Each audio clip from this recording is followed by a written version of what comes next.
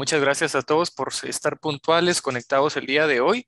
Vamos a dar continuidad a lo que es nuestra programación de contenido en relación a teoría general del proceso. Esta sesión busca definir básicamente y retomar lo que hemos venido hablando sobre los sujetos procesales. Otra forma de dirigirnos o hacer referencia a los sujetos procesales son las partes procesales. Sujeto procesal como parte procesal es básicamente lo mismo. Otra de las formas distintivas para hacer referencia a los sujetos procesales o partes procesales, eh, dependiendo de la posición o dependiendo de la calidad con que ejercitemos, podemos nombrar eh, sujetos activos y sujetos pasivos. Independientemente de la disciplina en la cual nosotros nos enfoquemos, siempre van a existir dos partes en el proceso o dos figuras procesales, dos sujetos procesales. Como todo juego, ¿verdad? Existen dos partes. Una parte contraria, una parte adversaria, una parte que inicia el proceso y la otra parte que busca defenderse, obviamente, en base a los principios de defensa constitucionales, el debido proceso y otra serie de principios procesales que más adelante vamos a estar hablando, que son necesarios para que se pueda llevar a cabo un proceso en evidente cumplimiento con las normas, la Constitución, garantías procesales, principios procesales y las normas procesales. Entonces, en este momento vamos a compartir lo que es una pequeña presentación, siempre en materia de eh, apoyo, ¿verdad? Estas presentaciones que yo les comparto, recordemos que son apoyo nada más. Bueno, aquí creo que nos fuimos muy adelante. Permítanme acá. Ok, vamos a retomar hasta acá. Disculpen si hablo muy rápido, pero esto ya lo vimos la sesión anterior. Eh, esta nueva unidad o esta nueva sesión busca desarrollar lo que son las partes procesales, una pequeña definición. ¿Cuáles son esas clases de sujetos procesales? Diferencia de los sujetos procesales, capacidad para ser parte dentro de un proceso, quiénes pueden ser representantes de las partes, clases de representación, lo que es una facultad, eh, la legitimación, clases de legitimación y pluralidad de partes. Cuando existen procesos en donde hay mucha gente, ¿verdad? Muchos sujetos activos, muchos sujetos pasivos, ¿cómo nosotros vamos a nombrar a este acto o este hecho? Definición de esta pluralidad. El litis consorcio hace referencia a la pluralidad de sujetos dentro del proceso y las clases de litis consorcio. Los sujetos procesales son todas aquellas personas que intervienen dentro de un proceso de forma activa, que dan inicio al proceso y que finalizan el proceso independientemente si es civil, si es mercantil, si es laboral, si es penal, independientemente de qué tipo de proceso, siempre los sujetos procesales van a actuar dentro del proceso desde inicio a fin. Sujetos procesales pueden ser personas naturales como usted, como yo, personas jurídicas. Las personas jurídicas se hacen representar a través de sus representantes judiciales, ¿sí? O representantes legales. Sujeto activo, sujeto pasivo. Cuando hacemos referencia al sujeto activo, en otras palabras, nos estamos refiriendo a la persona que ha iniciado un proceso de cualquier tipo de carácter, tipo de disciplina, de cualquier tipo de materia, ¿sí? Eh, Más comúnmente nos referimos al sujeto activo como el demandante. En otras palabras también podemos nosotros decir que el demandante es la parte actora, sujeto procesal, parte actora, sujeto activo, parte actora o demandante, todo hace referencia a la persona que inicia un proceso judicial. La otra parte a la cual eh, nosotros iniciamos un proceso contra quién. iniciamos un proceso, hacemos referencia al sujeto pasivo o comúnmente como le llamamos la persona demandada.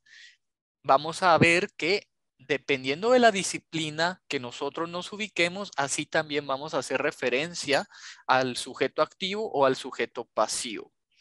En materia civil, mercantil, laboral, familia, el sujeto activo adquiere el nombre de actor o, como ya lo vimos, demandante.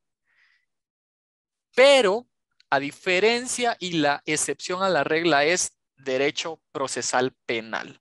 ¿Por qué razón? Porque cuando nosotros nos referimos al sujeto activo, que es la persona que inicia un proceso judicial, en materia penal, este sujeto activo ya no lo vamos a nombrar como demandante o como actor.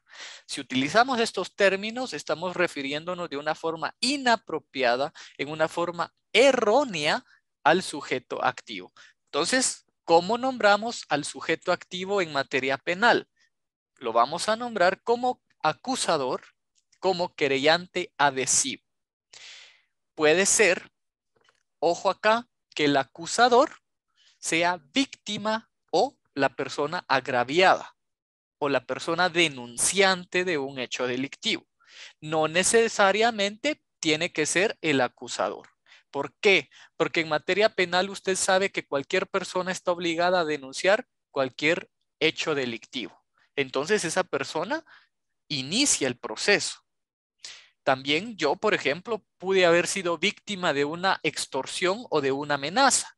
Entonces, lo ideal y lo lógico sería de que yo, como persona agraviada y víctima, inicie con el proceso, yendo ya sea a Policía Nacional Civil, yendo a Ministerio Público a denunciar que yo estoy siendo víctima y soy una persona agraviada en sus derechos, ¿sí? Entonces, no necesariamente cuando hablamos del sujeto activo en materia penal, el acusador o creyente adhesivo puede ser víctima. ¿Por qué razón?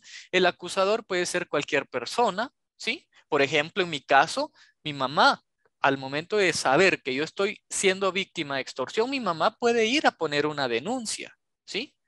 Igual en el caso suyo, si usted ha sido violentado en algún derecho, ya sea en algún derecho de su integridad, de su patrimonio o cualquier otro tipo de derecho, usted mismo puede ir a iniciar un proceso penal, pero también puede apoyarse de cualquier familiar, de cualquier amigo de confianza que vayan a denunciar que usted esté siendo víctima de cualquier tipo de hecho delictivo. Es por eso que el acusador acá es la persona que inicia el proceso.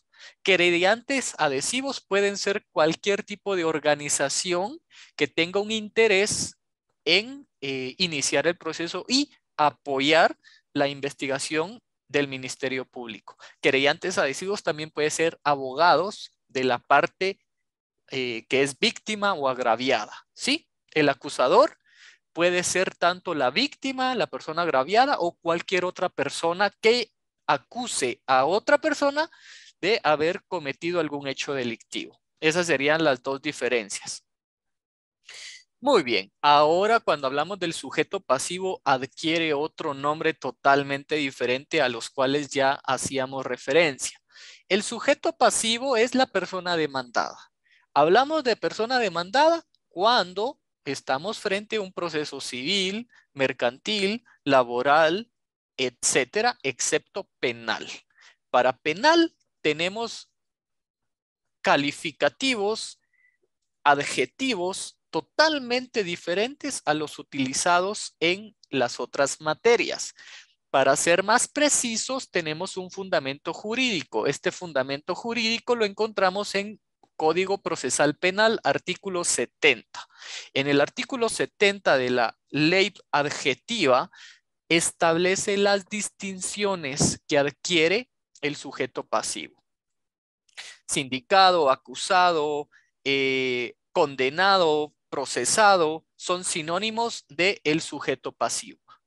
¿Cuándo y dónde y cómo empleamos estas diferentes distinciones en materia penal? iniciando el proceso, se le adjudica el nombre de sindicado.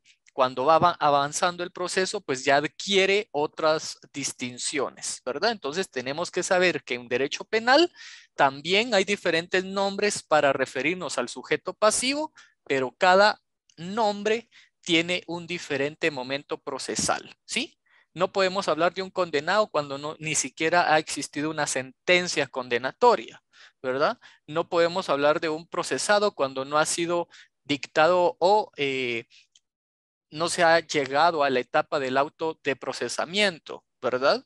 Entonces lo más ideal sería sindicado, que es un señalamiento que se hace en contra de una persona que posiblemente haya tenido participación, ¿verdad? El proceso penal busca confirmar si existe participación de esa persona. Entonces, mientras tanto, debemos de tratarlo en base al principio de inocencia, ¿sí? Que toda persona es inocente hasta que no se demuestre lo contrario, hasta que no haya sido vencida o oída en un proceso judicial previamente establecido y ante tribunales de justicia preestablecidos. Entonces, en materia penal siempre tenemos que tratar al sindicado como inocente, ¿verdad? Entonces, eso es lo que establece la norma constitucional. Ahora, cuando hablamos de la defensa técnica, este curso de teoría general del proceso es bastante interesante. ¿Por qué? Porque le va a dar el conocimiento, las herramientas para que usted pueda ser un abogado litigante, es decir, que usted pueda ejercer una defensa técnica. Para eso es este curso. Es muy emocionante cuando hablamos de defensa técnica porque usted ya debe de considerarse como un futuro abogado. Normalmente ahora se les llama, ya no la palabra esta ofensiva de huizache, porque suena muy discriminatoria. Ahora es abogados infieris, que quiere decir un abogado en proceso, ¿verdad? Abogados infieris, que son abogados que están en el camino, que están en la carrera, que están en la formación para ser abogados litigantes. La defensa técnica, al igual que los nombres que estamos viendo, las diferentes distinciones, independientemente de las materias de derecho, cuando hablamos de materia civil, laboral, familia y cualquier otra, excepto penal, nos vamos a referir a la defensa técnica o asistencia técnica como abogados directores, abogados que son colegiados activos, por supuesto, porque porque en todo momento se debe de actuar con abogados colegiados activos, ¿verdad? Porque no, de nada nos serviría un abogado que no esté activo. ¿Por qué? Porque cuando no están activos es porque no tienen esa habilitación para poder asesorar, participar en las audiencias, evacuar audiencias, diligenciar, etcétera. Tener la participación activa al 100% en procesos. Entonces, muchas veces, si usted lee su Código Procesal Civil, Código Laboral, la Ley de Tribunales de Familia, va a encontrar que la palabra colegiado es importante. Cuando hablamos de el abogado que asesora al actor o al demandante, vamos a tomar el nombre de abogado director. Cuando hablamos del abogado que va a defender, ¿sí? Que va a defender y va a representar y va a asesorar al demandante, vamos a utilizar abogado director, ¿sí? Abogado director, acá siempre utilizamos abogado director para las dos partes, sujeto activo, sujeto pasivo, abogado director. No importa, pero en materia de derecho penal automáticamente cambia. ¿Por qué cambia? Porque ya no vamos a referirnos a abogados directores. El Código Procesal Penal le da un nombre específico a los abogados litigantes en materia penal. Sí, procesal penal, vamos a encontrar que la defensa técnica en derecho penal otorga dos nombres: abogado defensor o abogado de confianza. que viene siendo abogado defensor. Y cuando el sindicado no tenga un abogado defensor de confianza o cuando no tenga el recurso para pagarse un abogado de confianza, el Estado le proporciona un abogado de oficio. Es por eso que existe la institución de defensa pública penal, porque son abogados que dentro de un tipo de contrato por parte del Estado son empleados del Estado y ejercen la defensa de las personas en un proceso penal. ¿Sí? Muy bien. ¿Dónde encontramos los fundamentos de defensa técnica o asistencia técnica? Vamos a encontrarlas en el caso de procesal civil y mercantil, en el Código Procesal Civil y Mercantil. Encontramos asistencia técnica en el artículo 50 del Código Procesal Civil y Mercantil, que los escritos que no lleven la firma y el sello del abogado director van a ser rechazados. Es decir, que ya en procesal civil y mercantil se cumple lo que venimos hablando, que las partes tienen que ser asesoradas o deben de actuar a través de sus abogados directores. No importa si es civil, laboral, familia, no importa si es el sujeto activo o sujeto pasivo, es decir, no importa si es el actor demandado o demandante, quien debe de procurar representarlos o ejercer defensa técnica, asistencia técnica, es el abogado director. ¿Sí? Artículo 62 confirma nuevamente Código Procesal Civil Mercantil que los escritos, ¿verdad? O las partes deberán ser auxiliadas por el abogado director. Entonces acá está generalizando. Tanto el sujeto activo, tanto como el sujeto pasivo, las partes procesales cualquiera que sea la parte que inicia el proceso y la parte que defienda, debe de ser asesorada por abogado director. Esa sería la palabra técnica a utilizar en materia procesal civil y mercantil. Ahora, en procesal de familia encontramos también que se requiere de una asistencia técnica. El fundamento jurídico lo encontramos en el artículo 10 de Ley de Tribunales de Familia. Para ello, requiero que puedan comprar su ley de tribunales de familia. Por favor, esta ley contiene ahí algunas normativas de carácter procesal cuando se inicia un proceso en los tribunales o en los órganos jurisdiccionales de familia.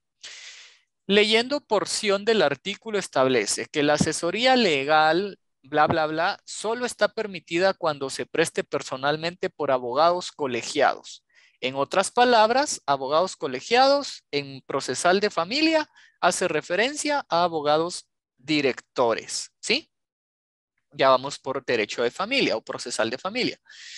Ahora, procesal penal, perdón, laboral creo que no les coloqué acá porque es lo mismo. En laboral también se utiliza el término de abogado director. No importa si el abogado representa o asesora al patrono, es abogado director. Si el trabajador contrata los servicios profesionales de un abogado, también adquiere el nombre de abogado director. Esto en materia de derecho procesal laboral. Este está en el artículo regulado en el artículo 321, por favor, del Código de Trabajo, artículo 321. Creo que aquí se saltó una diapositiva, creo que la eliminé, no sé por qué razón no me aparece, pero debería de aparecer laboral para que ustedes también tengan una noción ahí. Pero para que no se me pierdan, hablemos de laboral. Artículo 321, fundamento jurídico, Código de Trabajo, establece que las partes pueden asesorarse a través de abogados colegiados. Puede subrayar ahí y colocar otra forma de nombrar a los abogados colegiados en el proceso laboral son abogados directores. Actúan en calidad de abogados directores, ¿sí? Bueno, pero todo cambia nuevamente en derecho procesal penal. ¿Por qué? Porque existen dos figuras o dos nombres que ocupamos mucho en procesal penal y son los únicos que usted va a ver. Abogado defensor y abogado de oficio, ¿sí? Hay una tercera que sería el abogado que coadyuva al proceso penal. Cuando hablamos de un abogado que coadyuva al proceso penal, estamos refiriéndonos al abogado que asesora a la víctima, al abogado que asesora a la parte agraviada. Entonces puede colocar acá una tercera que sería el abogado querellante adhesivo, por así decirlo. Esa sería la forma de expresar la representación a favor del sujeto activo en proceso penal. Es el querellante adhesivo. Pero el abogado que defiende al sujeto pasivo, que sería el sindicado, el procesado, el acusado, el condenado, va a ser el abogado defensor, que es el abogado de confianza. Y si no tuviere abogado de confianza o no tuviere recursos económicos para pagarse un abogado, entonces el Estado le proporciona un abogado de oficio. Estos abogados trabajan a través de la Defensa Pública Penal, el Instituto de Defensa Pública Penal. La defensa técnica está regulada en el artículo 92, Código Procesal Penal. El sindicado tiene derecho a elegir un abogado defensor de su confianza. Si no tuviere, el tribunal lo designará de oficio, ¿sí? También hay que entender que en la norma procesal penal establece cuántos abogados defensores puede tener un sindicado, ¿sí? Ahí se lo dice, entonces usted tiene que leer su código procesal penal. ¿Qué sucede en casos en los cuales el sindicado renuncia a su abogado defensor porque quiere cambiar cuál es el procedimiento? Todas las reglas para poder eh, cambiar a su abogado defensor, etcétera, están en el Código Procesal Penal. ¿Qué pasa si yo en este momento no tengo capacidad económica para contratar un abogado, pero ya luego puedo pagarme uno, ¿verdad? ¿Qué sucede? ¿Se puede, no se puede? Entonces, en el Código Procesal Penal establece ahí toda la información que necesitamos para profundizar, ¿verdad? Mi clase no es derecho procesal penal, sino que son generalidades de todos los procesales. Entonces tengo que manejar todos los procesales, ¿verdad? Pero no voy a profundizar mucho porque realmente para ello ustedes tienen una clase específica de procesal penal, en donde les van a enseñar mucho más de lo que yo les podría enseñar en este momento por cuestiones de tiempo. Muy bien, ahora nos movemos de las partes procesales, sujetos procesales, a una clasificación de sujetos procesales. Ya decíamos y veníamos hablando de que los sujetos procesales son todas aquellas personas interesadas que promueven un proceso o que participan activamente dentro de un proceso. ¿Sí? Participando ya sea en calidad de sujetos activos o sujetos pasivos. Ahora existe una clasificación de quiénes son sujetos procesales. Para ello tenemos una tablita, ¿sí? Acá en la clasificación o clases de sujetos procesales o partes procesales tenemos simples, múltiple o plural, principales, accesorios, originales, intervinientes o terceros. Y tenemos al otro lado lo que son las definiciones. Cuando hablamos de los sujetos procesales que son simples, estamos haciendo referencia a que son las personas naturales o personas jurídicas, ¿sí? Son simples. Acá, personas naturales o personas jurídicas pueden ser sujetos activos, sujetos pasivos. El sujeto activo y el sujeto pasivo, perdón. Cuando hablamos de múltiple o plural, estamos haciendo referencia a que hay mucha gente, ¿sí? Puede ser más de 2 personas como sujetos activos o pueden ser más de 2 personas de la parte contraria que sería el sujeto pasivo, ¿sí? Acá, cuando hablamos de la multiplicidad o de la pluralidad, esto es otra forma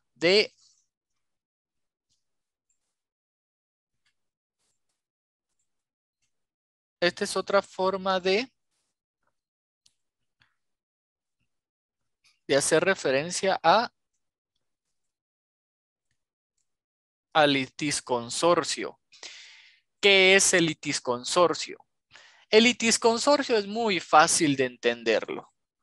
El litisconsorcio es cuando por parte del sujeto activo hay más de 2 personas, es decir, como su nombre lo establece, múltiples sujetos activos o pueden haber múltiples sujetos pasivos, es decir, una pluralidad de personas. Obviamente tienen que estar interesadas en el proceso, tienen que tener relación en el proceso, ¿sí? Entonces es por eso que se llama pluralidad de sujetos procesales porque hay un montón. Ahora cuando hablamos de sujetos procesales principales, hacemos referencia a que actúan o su participación es preferente dentro del proceso. Su participación es personal e independiente de la litis. Sujetos procesales, por ejemplo, pueden ser los abogados, ¿sí? Puede ser el juez, puede ser el fiscal del Ministerio Público, ¿sí? Son principales porque van a tener una participación directa y preferente dentro del proceso. Su actuación va a estar enfocada en el proceso. Accesorios. Cuando hablamos de los accesorios son personas que no son principales, ¿sí? Cuando hablamos de accesorios, sujetos accesorios, su participación es de ayuda, coadyuva con los sujetos principales. Por ejemplo, los accesorios pueden ser testigos, pueden ser los peritos que rinden una declaración, ¿verdad?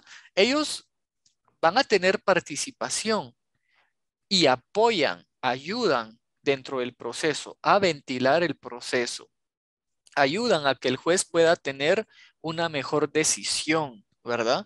Entonces a estos les llamamos accesorios, porque ellos no están iniciando el proceso. Ellos tienen ya una participación dentro del proceso que ya inició y tienen una etapa específica para poder actuar, ¿sí? Cuando hablamos de los originales, podemos hacer referencia a que los originales también son los simples. Originales son los sujetos procesales que comparecen dentro del proceso en su calidad de demandante y demandado, acusador o acusado. En otras palabras, los originales son los sujetos activos y los sujetos pasivos, ¿verdad? El sujeto activo o el sujeto pasivo. Esos son los originales, son los auténticos, son los legítimos. Ellos son los que inician el proceso, ¿verdad? Tiene que existir la parte que demanda y la parte que es demandada. En materia civil, laboral, de familia, mercantil, otros, ¿verdad? Excepto penal. Porque cuando hablamos de penal, los originales son el acusador y el acusado o sindicado, ¿verdad? Entonces acá los originales, en otras palabras, es el sujeto activo y el sujeto pasivo. Otra clase de sujetos son los intervinientes o terceros. ¿Qué significa intervinientes o terceros? Acá normalmente hacemos referencia a las tercerías. Ese es el nombre apropiado para referirnos a terceros que participan dentro del proceso. Las tercerías, ¿qué son tercerías? Las tercerías, pues obviamente son personas, ¿verdad? Que participan dentro del proceso, pero vamos a ver de qué forma. Tercerías son sujetos procesales que comparecen en el proceso con posterioridad a su iniciación, sin haber sido mencionados en la demanda u otra actuación. El órgano jurisdiccional les llama a participar. Es decir, inicia un proceso, pero dentro del proceso se dan cuenta que es necesario citar a fulanito. Entonces el juez puede solicitar que lo cita, ¿verdad? A la audiencia para poder escuchar lo que es lo que tiene que decir. Esta persona, el fulanito, no estaba dentro de la demanda. O sea, dentro del proceso, de acuerdo a las circunstancias que se dieron dentro del proceso, el juez puede solicitar que tal persona tenga participación. No son testigos, porque los testigos, nosotros en la demanda nombramos, ofrecemos el medio de prueba de testigos. Ofrecemos, no son peritos tampoco, porque los peritos son medios de prueba, ¿verdad? Entonces, en la demanda inicial, nosotros vamos a indicar cuáles son nuestros medios de prueba. Entonces, nosotros ya estamos designando que vamos a ocupar testigos, declaración de testigos, a los peritos, ¿verdad? Entonces ya estamos nombrando a estas personas. Entonces, en todo caso, serían accesorios, lo que yo les mencionaba. Si son personas que van a ayudar o aportar o a coadyuvar al proceso, entonces podríamos colocar acá como ejemplo de accesorios a los testigos, a los peritos, cualquier otro profesional que rinda algún dictamen pericial, ¿verdad? Porque si hablamos de, de estos otros, acá es totalmente diferente. Estos nacen dentro de las circunstancias del proceso y acá existen diferentes clases de tercerías. Tenemos, por ejemplo, los que intervienen forzada, disculpen acá, es forzada u obligatoriamente. ¿Qué quiere decir forzada u obligatoriamente? Por ejemplo, acá el juez va a citar a alguien. El juez tiene poder coercitivo, obliga a que una persona comparezca, ¿sí? Si no comparece, usted ya sabe que las consecuencias son el juez dentro de las facultades que hablamos en su examen y en una de las sesiones que el juez tiene ciertos poderes otorgados por la ley. Coertio, iudicium, executio, etcétera, ¿verdad? Abocatio, que es la facultad exclusiva del juez que manda a llamar o manda a citar a una persona para que comparezca. La persona tiene que comparecer sí o sí. No le están preguntando si quiere, es en contra de su voluntad. Es por eso que aparece acá. Estas personas intervienen del proceso de forma forzada, obligatoriamente, en contra de su voluntad. Porque si no llegan a comparecer, entonces el juez tiene ese coertio, la facultad de hacerlo comparecer por las malas. La PNC, a través de la orden del juez competente, va a solicitar que manden a detener a la persona y lo traiga. ¿Sí? Entonces, una conducción por la fuerza pública se le llama, ¿verdad? Porque la persona, yo no quiero ir, mira, recibí esta citación del juzgado, pero tengo que trabajar. Entonces, se atiene a las consecuencias. Mira, fíjate que me citaron, pero yo no entiendo por qué me citaron, ¿verdad? Yo ni siquiera entiendo, o sea, no soy parte dentro del proceso, no demandé a alguien, no soy demandado, entonces no sé por qué el juez me está citando. Porque el juez hace dentro de sus consideraciones, puede ser que nazca esta otra persona tercera involucrada que puede aportar a que el juez pueda tomar una mejor decisión. Es por eso que al juez le interesa que esta persona esté. Caso contrario de las voluntarias. Es decir, que existen personas que ellas mismas se presentan en el juzgado, ¿verdad? Fíjese que yo escuché o me contaron que se está desarrollando un proceso de la fulanita, del vecino, tal y tal, y fíjese que yo sé algo y yo quiero, o sea, yo no soy testigo, porque para ser testigo ya sabemos que son accesorios. Entonces, fíjese que yo quiero presentarme al juzgado porque viera que yo escuché tal cosa y me consta, ¿verdad? Entonces, de forma voluntaria va a intervenir al proceso.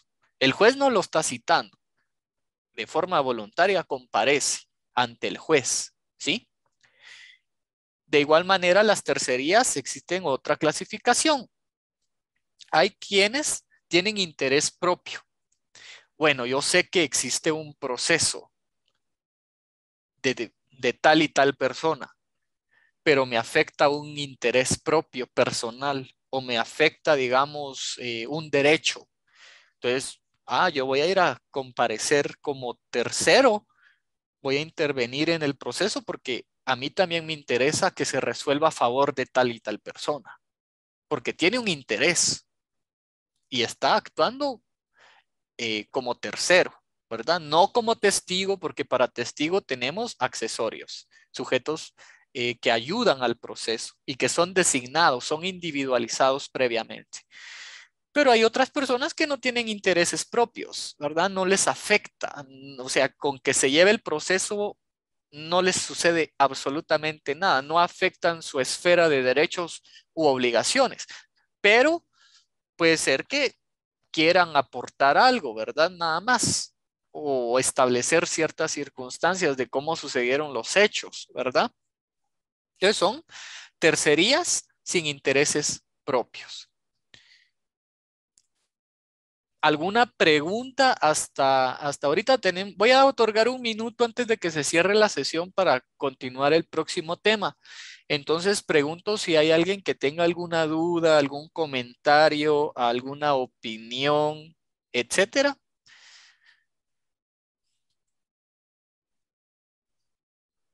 No, licenciado. No, licenciado. Todo está muy claro hasta este momento. Licenciado, una consulta. ¿Sí? Para estos que intervienen de forma forzada, obligatoria, es cuando se hacen las citaciones. Las citaciones, así es. Y estas citaciones, ¿quién? Cuando uno recibe una citación, ¿a través de qué? Um, Un ¿Cómo? notificador. Así es. Los notificadores son los que llevan las citaciones. Entonces, usted va a recibir una citación oficial cuando un notificador le entregue esa citación a través de una notificación.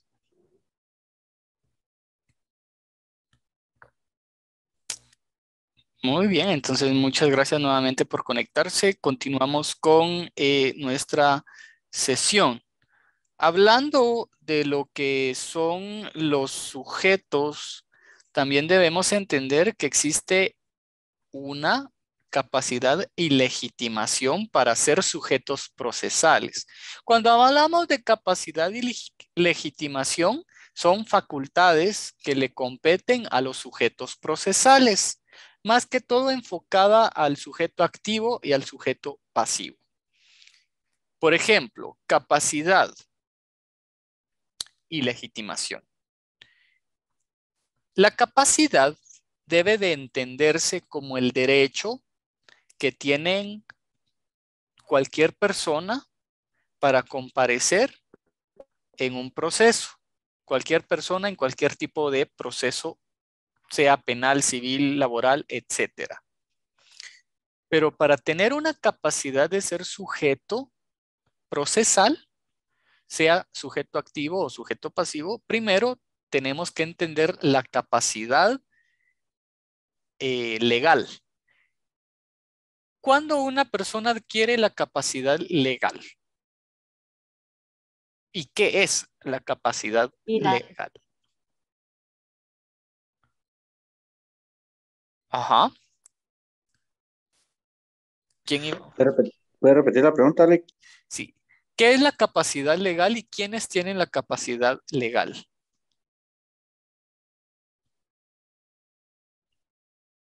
En otras palabras, capacidad de derecho.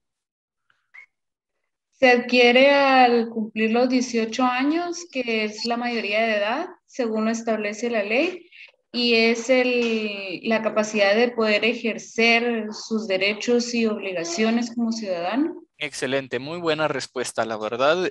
Sencilla, muy puntual, directa. Eso es capacidad de derecho.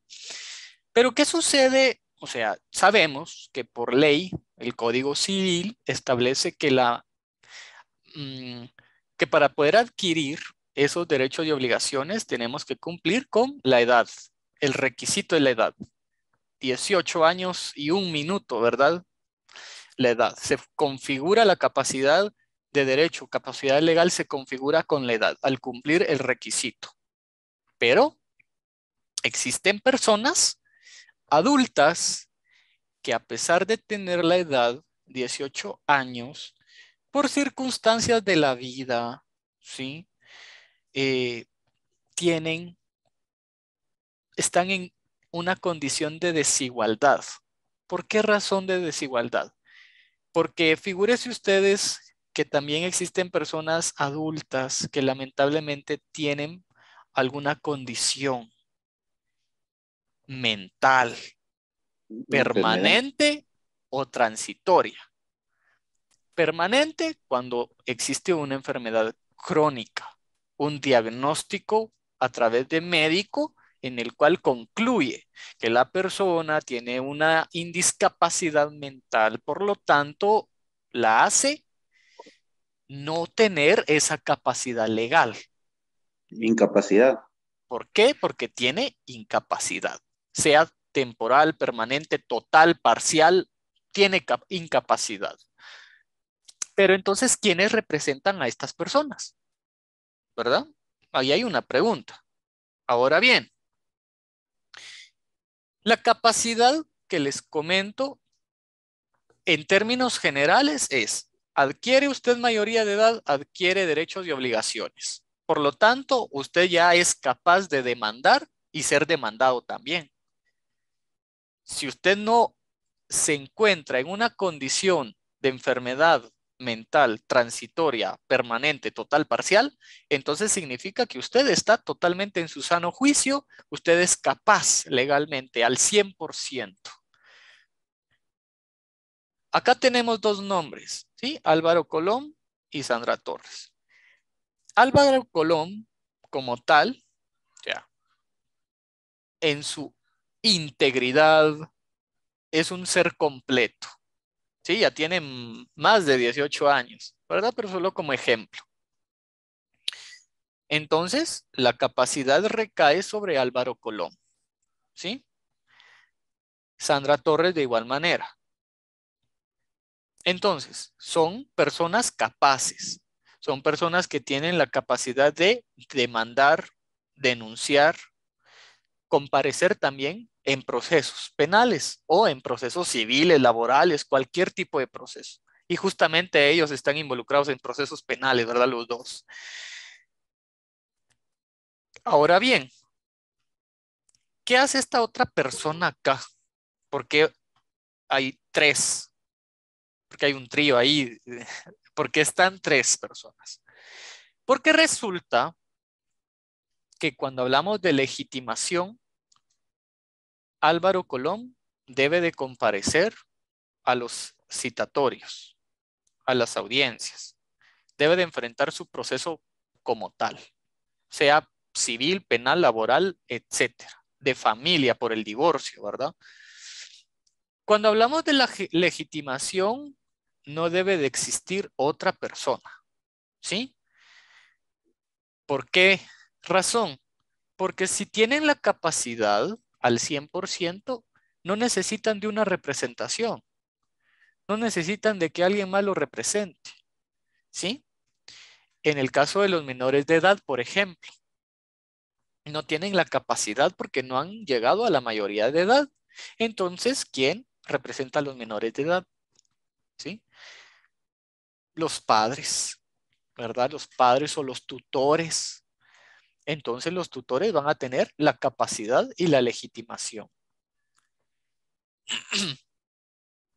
Vamos a definirlos, vamos a ser un poco más técnicos.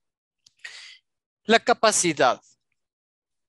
Solo las personas que se encuentran en el goce de sus derechos pueden ser sujetos procesales. Si una persona no se encuentra en el goce de sus derechos civiles y cualquier otro derecho, no puede ser sujeto procesal. ¿Por qué razón? Porque les hace falta algo. A eso le llamamos incapacidad. Les hace falta algo para que ellos puedan tener la capacidad al 100%. Entonces, la capacidad es un elemento esencial para poder ser sujeto activo o sujeto pasivo. La capacidad procesal es la aptitud jurídica para ser titular de derechos, cargas y obligaciones de carácter procesal. Otra definición es la facultad de las personas de ser titulares de derechos procesales, someterse a las cargas del proceso y asumir la responsabilidad que se derivan de su tramitación. Hablando de la pregunta que les hacía, ¿quiénes tienen capacidad procesal o quienes actúan como sujetos procesales a favor de los menores de edad? En familia es muy común. ¿Por qué razón? Existe un juicio que se llama el juicio de fijación de pensión de alimentos o el juicio oral de alimentos, que el único objetivo de este proceso es garantizar una pensión alimenticia a favor de los menores de edad, menores de 18 años, o cuando existe alguna persona que tiene alguna incapacidad, estas personas no se pueden valer por ellas mismas. Entonces, no importa que ya tenga mayoría de edad, 18 años, pero si tiene una incapacidad, eso lo vuelve una persona que no tiene capacidad, ¿sí? Entonces, ¿en cuántos procesos creen ustedes que los niños demandan a sus papás para pensión alimenticia en Guatemala? Las 4. En ninguno. ¿Por qué razón? Porque los niños, los menores de edad, no tienen capacidad. Entonces, para que un niño haga valer sus derechos, existe alguien que sí tiene esa capacidad. ¿Y quién va a ser normalmente en los procesos de fijación de pensión en alimentos? La madre. La madre es la representante legal y actúa a favor de los menores de edad. Por lo general, siempre la madre que solicita la fijación de pensión alimenticia por los padres irresponsables, ¿verdad? Entonces acá la capacidad procesal la va a tener la mamá para que puedan favorecer a sus menores de edad, que son sus hijos, ¿verdad? Entonces la capacidad es esa. La capacidad va en dos sentidos. Una, la capacidad dentro del proceso y la capacidad como derecho general. Cuando hablamos de la capacidad dentro del proceso es porque a mí me pasó algo. Por ejemplo, yo me quiero divorciar, ¿sí? Entonces, yo tengo esa capacidad de iniciar un proceso. En el proceso propiamente de divorcio, yo tengo esa capacidad. Pero si yo no tengo un conflicto de intereses, digamos que la capacidad como derecho general de poder ser sujeto activo o sujeto pasivo está durmiendo. ¿Por qué está durmiendo? Porque mientras yo no tengo una situación en la vida real que amerite iniciar un proceso o caso contrario me demanden esa capacidad, ahí la tengo. Cuando yo la requiera utilizar, yo la ocupo y la aplico y la utilizo. Entonces a eso se refiere. Cuando tenemos un caso concreto, tenemos la capacidad de poder actuar dentro del mismo proceso.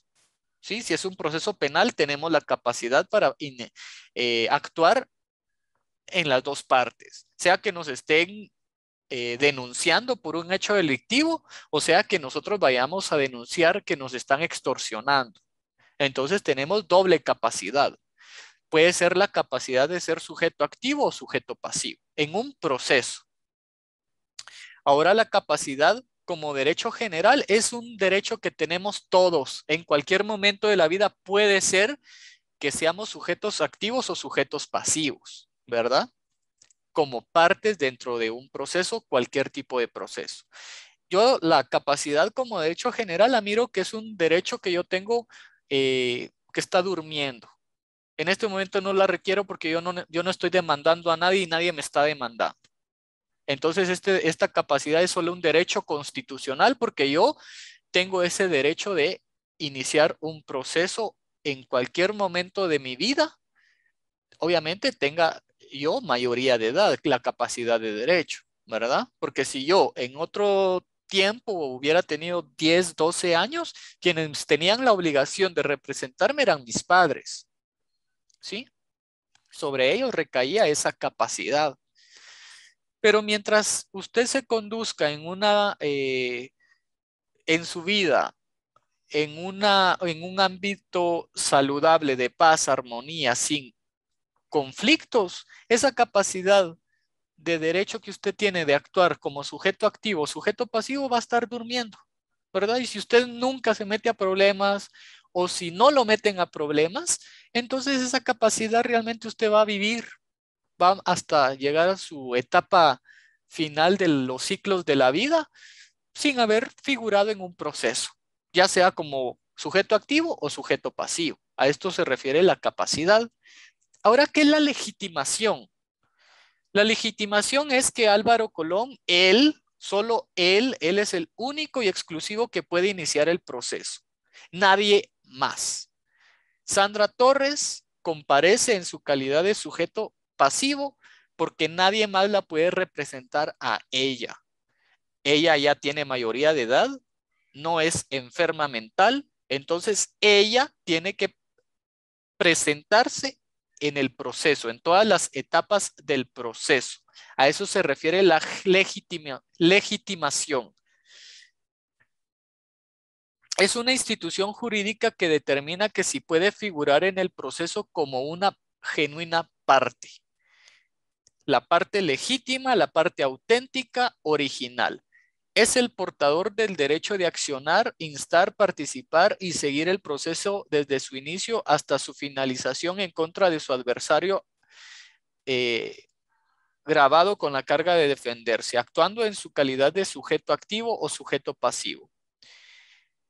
Vamos a hacer este ejercicio o este ejemplo, más que todo ejemplo. Resulta que en proceso de alimentos, ¿sí? Sandra Torres, figuremos que tiene 3 hijos que son menores de edad, ¿sí?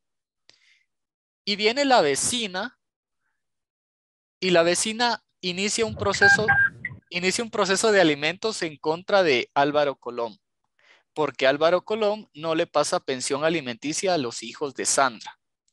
¿Será que la vecina tiene la legitimación para iniciar el proceso? No.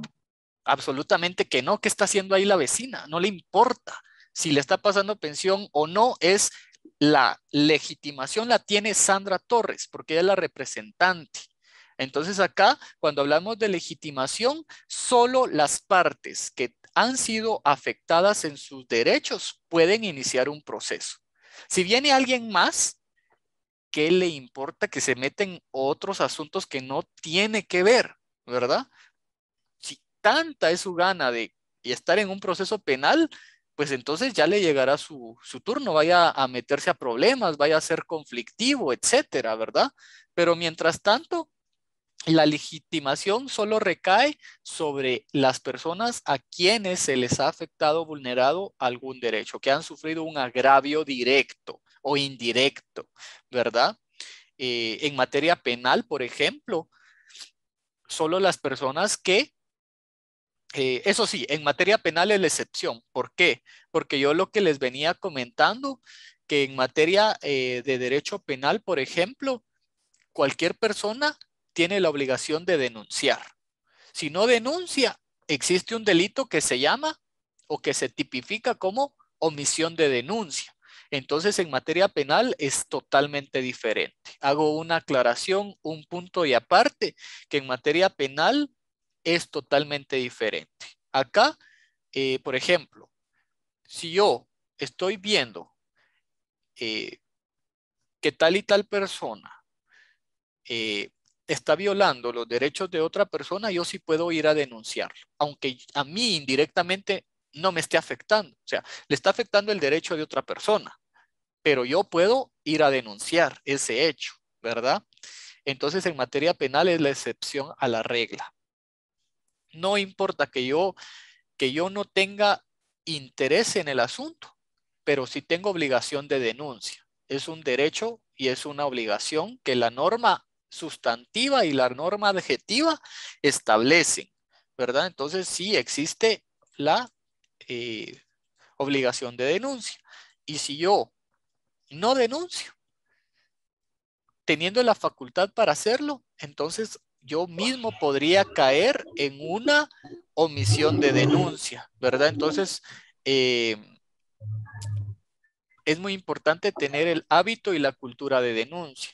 Aunque en Guatemala esto es perjudicial por las represalias y tal vez no se tiene la cultura de denuncia precisamente por esos factores, por el miedo, por la inseguridad, porque la respuesta del Estado para poder proteger a las personas que denuncian se ve desvanecida porque realmente no existe un aparato estatal que proteja a las personas que denuncien, porque la peligrosidad de los agentes, dependiendo del tipo de delito, puede traerme repercusiones no solamente a mi persona por estar denunciando, sino que también conlleva el riesgo de que mi familia pueda salir afectada. Entonces, realmente la cultura de denuncia en Guatemala no es, deberíamos de trabajar como país para poder tener una cultura, pero para poder llegar a una cultura de denuncia,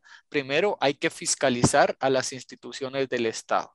Hay que fiscalizar al aparato de gobierno, al Ministerio de Gobernación, a la Policía Nacional Civil, etcétera, ¿verdad? Entonces, acá en materia penal, como vuelvo a mencionar, es la excepción a la regla. Ya no se quitó esta. Permítame, vamos a ver que ya no se cerró este aviso que tengo que actualizarlo. Vamos a ver si lo puedo quitar de por acá. Oh, aquí está. No responde. Ahí estamos. Muy bien, disculpen ahí el mensajito. Existen dos clases de legitimación. ¿Por qué razón? Porque si nos ubicamos desde la perspectiva, si alguien me demanda, yo tengo legitimación pasiva, porque yo tengo que defenderme, ¿sí? Si alguien me demanda. Pero si yo demando, yo tengo la capacidad o la legitimación activa. ¿Cuál es la diferencia entre una y otra? Es como el sujeto activo y el sujeto pasivo, ¿verdad? La legitimación procesal activa corresponde al sujeto activo, es decir, al actor, al demandante, al acusador. La legitimación procesal pasiva, ¿a quién le corresponde? Le corresponde al sujeto pasivo, al demandado o al acusado. Esa sería la diferencia. Pero en sí, ¿qué es la legitimación? Es la facultad que tiene una persona para poder comparecer y representarse a ella misma en un proceso, ¿sí? Es la institución jurídica que determina que sí puede figurar en el proceso como una genuina parte. Cuando hablamos de la legitimación, podemos mencionar que la persona que comparece es parte genuina, legítima y auténtica, original, es el portador del derecho de accionar, instar, participar y seguir el proceso desde su inicio hasta su finalización en contra de su adversario, quien tiene el poder de defenderse, ya sea actuando en calidad de sujeto activo o sujeto pasivo.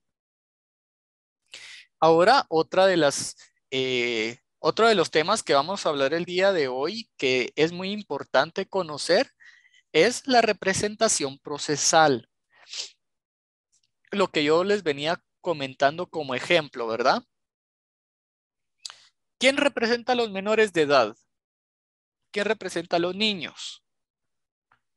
Entonces, acá la representación, perdón. Los que representan a los niños son los padres o los tutores que están legalmente autorizados por un juez competente.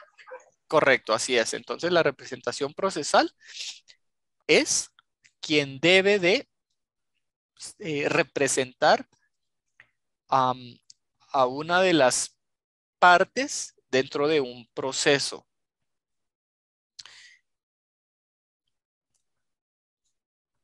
Acá tenemos una definición más técnica. La representación procesal es una figura jurídica. Mediante la representación procesal, una persona actúa en el proceso a nombre de otra persona. Puede ser persona natural o persona jurídica. Ejemplo, ¿quiénes representan a los menores de edad? Los padres, los tutores, en algunas ocasiones, Procuraduría General de la Nación, a través de la Procuraduría General de la Niñez y Adolescencia. ¿Quiénes representan a las personas adultas en estado de interdicción? ¿Quiénes creen ustedes que representan a las personas adultas en estado de interdicción?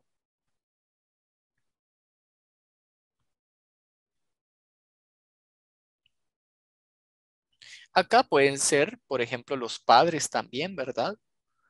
O cualquier otra persona que pueda ejercer o que tenga capacidad para poder representar a otra.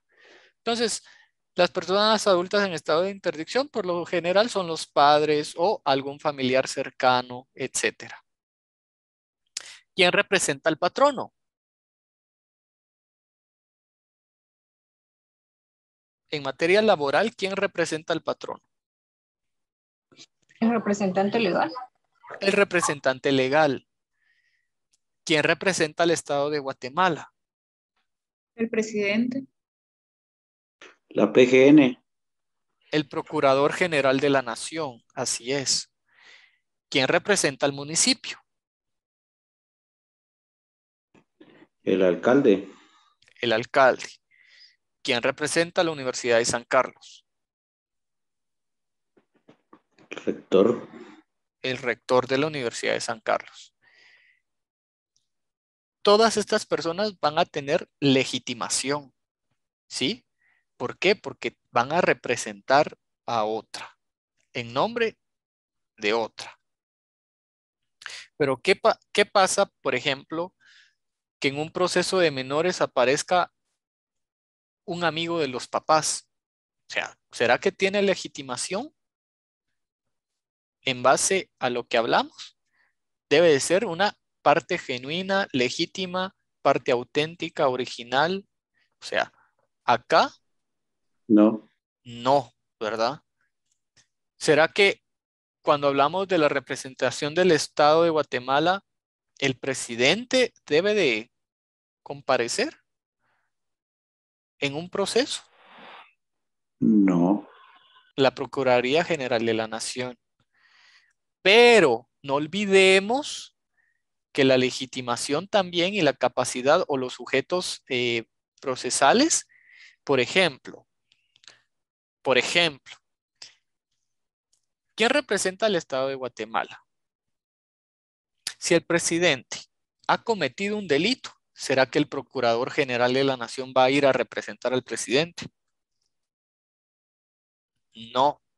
¿Por qué razón no? Porque acá en materia penal, como yo les estaba explicando, las personas que han cometido delitos, ellos en materia penal sí deben de comparecer ellos, no a través de sus representantes. Así es, ¿verdad? porque en materia de derecho penal, las personas que normalmente han cometido un hecho delictivo comparecen sin representantes. O sea, por ejemplo, si ese fuera el escenario, el alcalde comete delitos o actos de corrupción, pero al momento de que se dicte una condena, ¿verdad? Una condena como tal, no puede delegar en alguien más que lo represente para cumplir su condena. No tiene sentido, ¿verdad? Porque el castigo es individual y no existe una representación como tal en materia penal. Entonces, por ejemplo, yo fui sancionado a 10 años de prisión, pero como yo presidente, ¿verdad? Pero como el quien realmente representa el Estado es el Procurador General de la Nación, es el que tiene que venir a cumplir esa condena. No funciona así en materia penal, ¿verdad? En cualquier otra materia se debe de analizar el caso, pero originalmente debemos atender que la representación procesal, en el caso de menores de edad, padres, tutores, PGN, tienen la legitimación o la representación. La representación de personas adultas en estado de interdicción, esto a través de una declaración de interdicción, ¿verdad? Y un representante legal que lo declara el juez. ¿Quién representa al patrono? En su gran mayoría, los representantes legales. ¿Quién representa al Estado de Guatemala? La Constitución es muy clara en establecer que es el Procurador General de la Nación. ¿Quién representa al municipio? La Constitución y el Código Municipal establece que es el alcalde. ¿Quién representa a la Universidad de San Carlos? El rector. Ahora lo que yo les estaba hablando de litisconsorcio. El litisconsorcio, aquí miramos una multitud, ¿verdad? Muchas personas, demasiadas, múltiples, una pluralidad de individuos. Entonces, cuando hablamos de litisconsorcio, asociemos, por favor, mucha gente, mucha gente, más de 2 personas, un grupo de personas, sea que actúen como sujetos activos o sea que actúen como sujetos pasivos. Eso es el litisconsorcio. Es que es la facultad o la capacidad que tienen múltiples, diversos sujetos activos para iniciar un proceso y de la misma manera contra quién se inicia un proceso puede ser contra más de 2 personas, ¿verdad? Entonces es una multiplicidad o una pluralidad de sujetos activos o sujetos pasivos. En otras palabras, o siendo más técnico, tenemos una definición. El litisconsorcio es la pluralidad de personas que participan dentro del sujeto o dentro del proceso en su calidad de sujetos activos o sujetos pasivos. Para que todo este grupo de personas tenga la calidad o actúe en su calidad de sujetos activos, pasivos, tienen que cumplir con la capacidad y la legitimación. Si estas personas no tienen capacidad o legitimación, son personas, disculpen la palabra, son personas chutes. No tienen nada que estar haciendo ahí, ¿verdad? Entonces están por demás. Están haciendo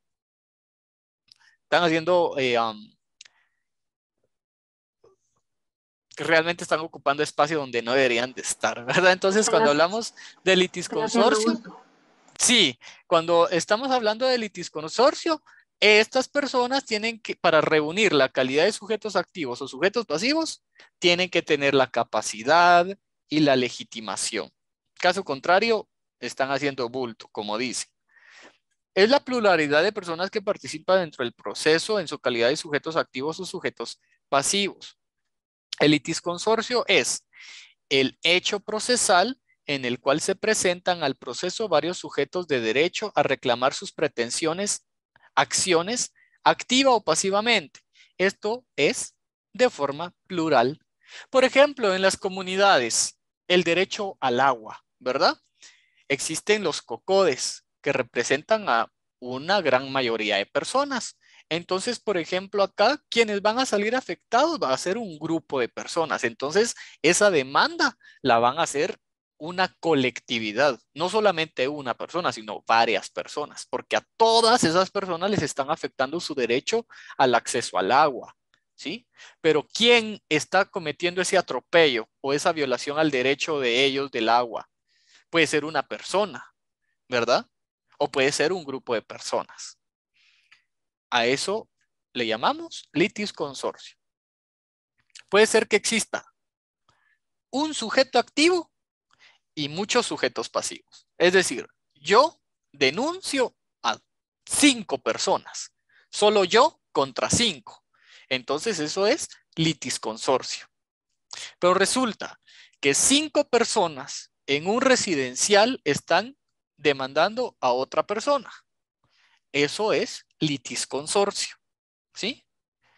Debe de existir para que se cumplan los requisitos del litis consorcio, debe de existir, ya sea dentro del sujeto activo o el sujeto pasivo, más de 2 personas. Eso ya es litis consorcio. O un litis consorcio mixto. Cuando hablamos de un litis consorcio mixto es porque 5 y 5. Estos 5 demandan a los otros 5. O pueden haber 10, ¿verdad? 10 de este lado y pueden haber 2 de este lado, ¿verdad? Entonces, esas serían las clases de litis consorcio de las cuales vamos a hablar en este momento.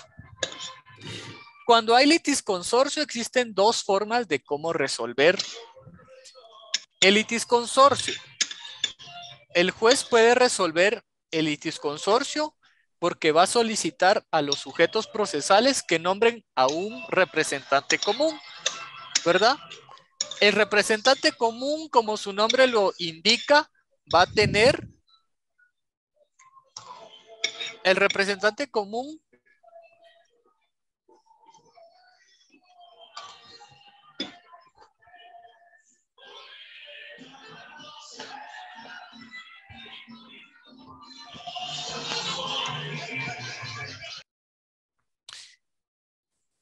el representante común, miremoslo que va a tener la misma visión y misión. Eso es el representante común, literalmente eso hace, ¿sí?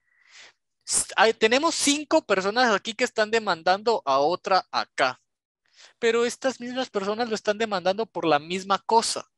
Entonces, ¿para qué vamos a tener tanta gente si solo uno puede hablar en representación del resto? Entonces, el representante común va a solicitar, va a pedir, va a actuar en nombre de los demás. A eso se refiere el representante común. Es una figura que opera en materia procesal. Cuando hay litis consorcio también, ya sea que el juez solicite que todas estas personas, las 5 que están acá o toda esta multitud, nombre solo a una, que sea el representante común de todos ellos, ¿verdad? O 2, que la misma ley establezca que como existen demasiadas personas, que nombren a un representante común. Entonces, cuando existe litis consorcio, hay 2 formas de resolver. Una, que el juez pueda solicitar que se nombre un representante común, o que la misma ley solicite que se nombre a un representante común. ¿Qué es la figura del representante común? El representante común lo representa, obviamente, por eso su nombre, como lo indica, es un representante. ¿De quién? De toda esa gente que está ahí, ¿verdad? Y es común porque tiene lo mismo, busca lo mismo, tiene la misma visión y la misma visión y misión que el resto, ¿sí? Va a buscar lo mismo. Entonces los va a representar y gestiona por todos ellos unitariamente. En el caso de que se trate de la parte actora, demandante o acusadora. En los casos penales, cada uno debe intervenir personalmente. Esta es otra excepción. Cuando hablamos de litisconsorcio en materia penal, recordemos que cuando hablamos de materia penal, no se puede aplicar la analogía. La analogía está prohibida. Es decir, que el juez no puede resolver un caso por, como resolvió uno anteriormente sometido a su conocimiento, porque cada caso penal es totalmente diferente.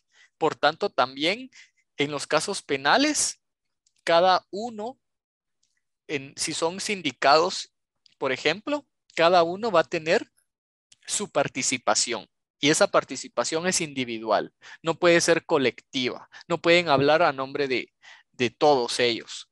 Porque tal vez, esta parte, digamos, todos estos quieren declarar, pero estos no quieren declarar, pero estos sí quieren declarar, ¿verdad? Entonces, si nosotros ocupamos un representante común en materia penal, básicamente, en otras palabras, estamos diciendo que estamos violando el debido proceso y estamos violando los derechos de las personas detenidas en un proceso o sometidas a un proceso penal, porque el proceso penal es individual. Por eso les hacía yo la explicación de los delitos, por ejemplo, cometidos por un funcionario, en este caso el presidente. No puede venir el representante del Estado de Guatemala, que es el Procurador General de la Nación, a participar o a representar al presidente, porque cada uno en materia penal es responsable directo por sus actos, ¿sí? A eso se refiere sobre en que los casos penales cada uno debe intervenir personalmente. Aquí existe una clasificación de las clases de litisconsorcio, y esto es lo último para terminar. Entonces, no sé si hay alguna pregunta, alguna duda sobre lo que hemos visto de la representación, la legitimación y la capacidad.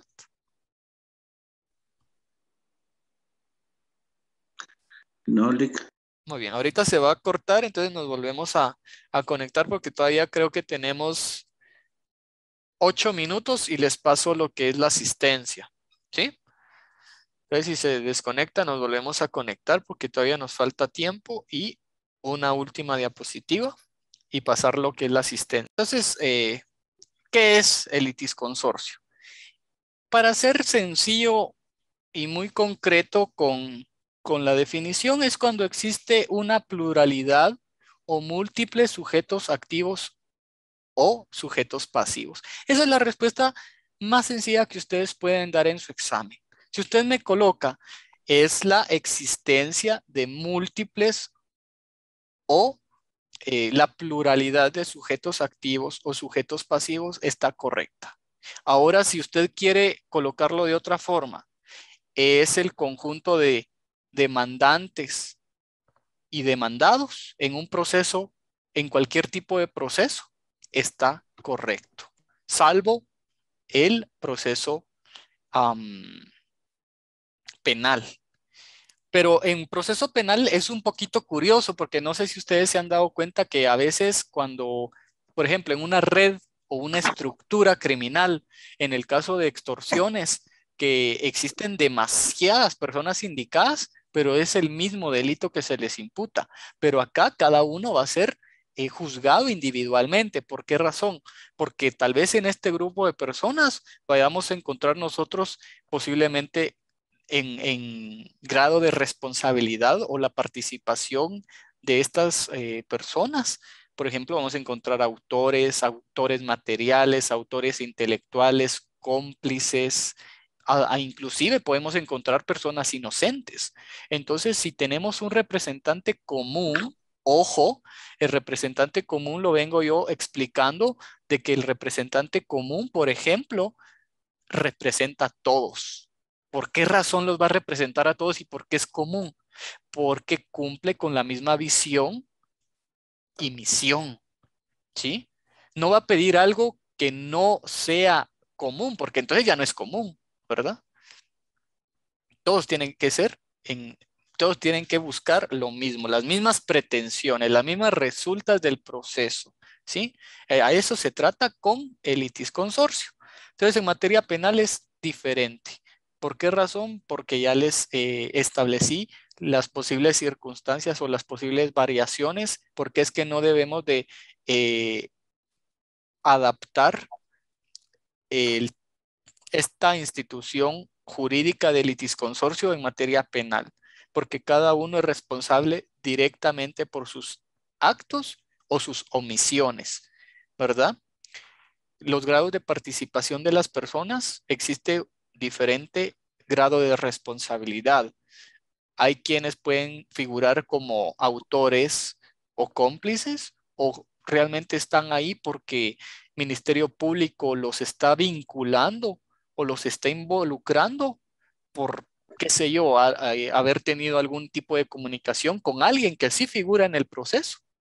Pero esta persona solamente por el hecho de que tuvo contacto con una persona que es responsable penalmente no quiere decir que también sea cómplice o autor, es decir, responsable penalmente. Puede ser que sea inocente totalmente y que el Ministerio Público solamente lo haya involucrado porque tuvo algún tipo de algún tipo de contacto o comunicación, pero que realmente, por ejemplo, hablar con alguien no es delito, ¿verdad? Conspirar sí es delito. Planificar, obviamente. Pero hablar con alguien sobre algún tema de educación, de familia, etcétera, eso no es delito.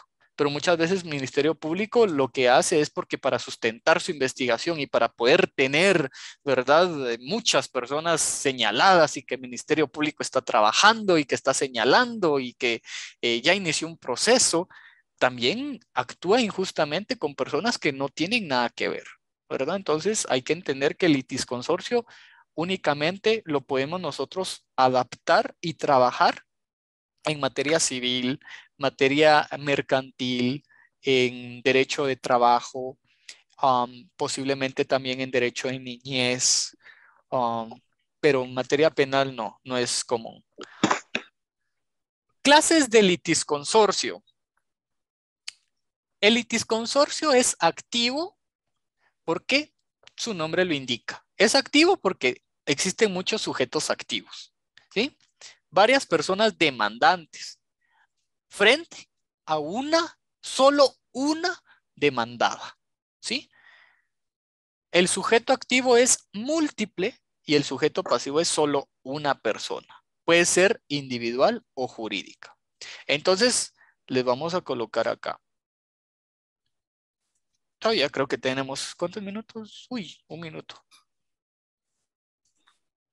Sujeto activo, igual, muchas. Sujeto pasivo, igual, una. Ahora lo contrario del pasivo. Sujeto activo es una y sujeto pasivo muchas, ¿verdad? ¿Por qué razón? Porque el litisconsorcio pasivo, un solo demandante frente a muchos sujetos pasivos. El mixto es igual, ¿verdad? Tantos sujetos activos pueden ser más de dos como sujetos pasivos, ¿verdad? Existen múltiples sujetos pasivos y múltiples sujetos activos. Facultativo propio. Los interesados participan de forma voluntaria dentro del proceso, ya sea por una conexidad por título o conexidad por causa. Facultativo impropio. No existe conexidad por causa o por título. Se manifiesta un principio de conexidad con el cual el proceso puede tramitarse y hacer comparecer al mismo tiempo varios sujetos de derecho formando o integrando a una de las partes. Necesario cuando necesitamos muchas personas porque todas están involucradas y si no citamos a todas o no les damos participación a todas, no vamos a llegar a una solución judicial. El voluntario es que solo en materia de afectación a derechos, todos los derechos son individuales. Necesario, el proceso no se puede seguir o no se puede plantear, no se puede iniciar sin la obligada participación de todos los interesados en el conflicto de intereses, quienes quedan vinculados ya que afecta a todos. Es decir, para que se pueda iniciar el proceso, debe de existir sí o sí participación de todos.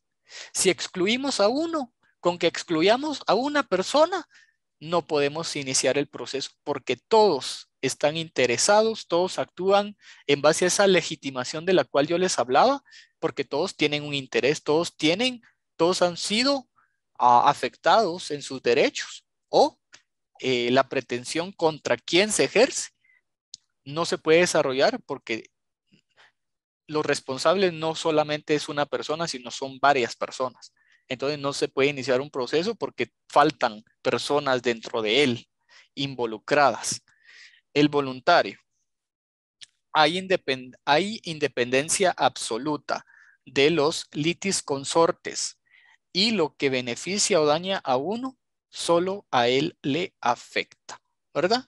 Entonces, si le beneficia solo a él le beneficia. Si lo daña solo a la parte pasiva, solo a la parte pasiva va a dañar, nada más.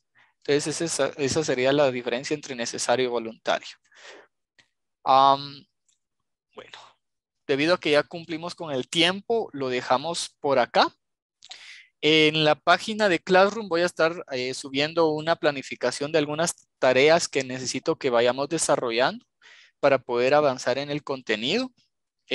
Voy a ser muy puntual con cómo quiero yo que desarrollen esas tareas y todo va a estar directamente publicado en Classroom. Entonces, es enhorabuena que estén ustedes revisando constantemente su página de Classroom porque ahí voy a colocar yo, tal vez en el transcurso del día de mañana, cuáles son las tareas que yo voy a solicitar en el transcurso de esta otra unidad y eso sería todo por el día de hoy. No sé si hay alguna pregunta.